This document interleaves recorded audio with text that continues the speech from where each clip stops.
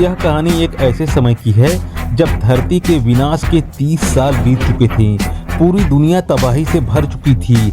हर तरफ मौत का साया था और बचे खुचे लोग जिंदा रहने के लिए लड़ाई झगड़े में लगे हुए थे। इसी दुनिया में एक ऐसी जगह थी जहां अब भी इंसानियत की आखिरी किरण बची हुई थी। लोग वहां चैन से रहते थे, मगर यह शांति ज्यादा दिन तक टिक नहीं पाई। एक दिन दो बहनें पहाड़ों में फल तोड़ने गई थीं। तभी उनमें से एक लड़की को दूर कुछ जंगली लोग दिखाई दिए। उसे तुरंत समझ में आ गया कि अगर इन जंगली लोगों को उनके ठिकाने का पता लग गया तो उनकी पूरी बस्ती खतरे में पड़ जाएगी। बड़ी बहन डोरा ने छोटी बहन को वहीं रुकने को कहा और खुद चुपचाप जंगली लोगों की ओर बढ़ गई। जब वे लोग मांस खा रहे थे तब डोरा ने उनकी मोटरसाइकिल के पेट्रोल पाइप को काट दिया, लेकिन इसी बीच वह गलती से पकड़ ली गई। डर के मारे उसने एक जंगली के पैर में चाकू घोंप दिया और भागने की कोशिश की। डोरा ने खतरा भांपते ही अपने साथ लाए गए सीटी जैसे यंत्र को बजाया, जिससे उसके साथी सतर्क हो गए, मगर तब तक बहुत देर हो चुकी थी। जंगली लोग उसे बेहोश करके उठा ले गए। जैसे ही गांव वालों को खबर मिली, वो घोड़ों पर सवार होकर पीछा करने लगे। उनके मुखिया बहुत अच्छे निशानेबाज थे। उन्होंने दौड़ते दौड़ते ही पहला हमला कर दिया। जंगली लोगों को डर था कि उनकी मोटरसाइकिल छिन जाएगी, इसलिए वे तेजी से भागने लगे, लेकिन पीछा करने वालों ने उन्हें जल्दी ही घेर लिया। एक जंगली किसी तरह मोटरसाइकिल स्टार्ट करके भागने की कोशिश करता है, मगर पीछा कर रहे लोग इतनी तेजी से हमला करते हैं कि वह भी मारा जाता है।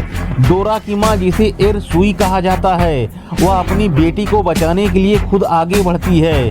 जब जंगली लोग देखते हैं कि एरसुई उन्हें लगातार पकड़ने के लिए आ रही है, तो वे मोटरसाइकिल के टायर निकालकर उसे बेकार कर देते हैं और तेजी से भाग जाते हैं। मगर वे एक माँ के हौसले को कम आंक बैठते हैं। एरसुई अपनी मोटरसाइकिल के टायर को खोलकर दूसरी एक बेहतर मोटरसाइकिल पर लगा देती है और तेजी से पीछा करना जारी रखती है।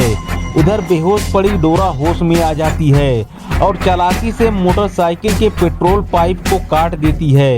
इससे जंगली लोगों की बाइक बीच रास्ते में ही रुक जाती है और एरसुई को उन तक पहुंचने का समय मिल जाता है।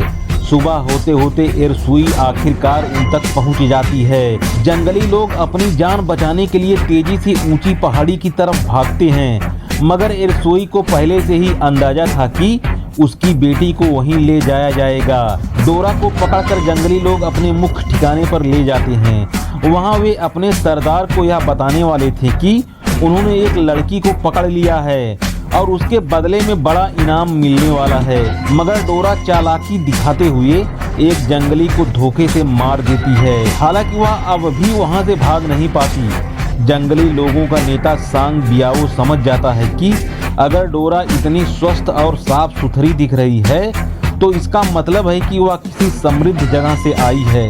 वह डोरा को भरोसे में लेने की कोशिश करता है और कहता है कि वह उसे सुरक्षित घर छोड़ देगा, मगर डोरा जानती थी कि यह बस एक चाल है ताकि वे उसके ठिकाने के बारे में पता कर सकें। सांग बियाओ डोरा की निगरानी के लिए एक आदमी को तैनात करता है, मगर इसी दौरान एरसुई वहां पहुंच जाती है। मौका देखकर वह डोरा को बचाने के लिए सबसे खतरनाक जंगली को मार देती है। डोरा को अपनी मां को देखकर यकीन नहीं होता कि वह इतनी जल्दी वहां पहुंच गई थी। अब सिर्फ एक जंगली बचा था जो घुटनों के बल गिरकर माफी मांगने लगता है। एरसुई पहले उसे मारने वाली थी, मगर जब उसे पता चलता है कि इस आदमी ने उसकी बेटी को कोई नुकसान नहीं पहुंचाया तो वह उसे छोड़ देती है। एरसुई डोरा को लेकर वहां से भाग निकलती है। जाते जाते वे एक महत्वपूर्ण बीज भी अपने साथ ले जाते हैं जो भविष्य में उनकी बस्ती के लिए फायदेमंद साबित हो सकता है। यह कहानी दिखाती है कि एक माँ के लिए अपनी संतान से बढ़कर कुछ नहीं होता। चाहे दुनिया कितनी ही बर्बाद क्यों न हो, एक माँ अपनी औलाद को बचाने के लिए किसी भी हद तक जा सकती है।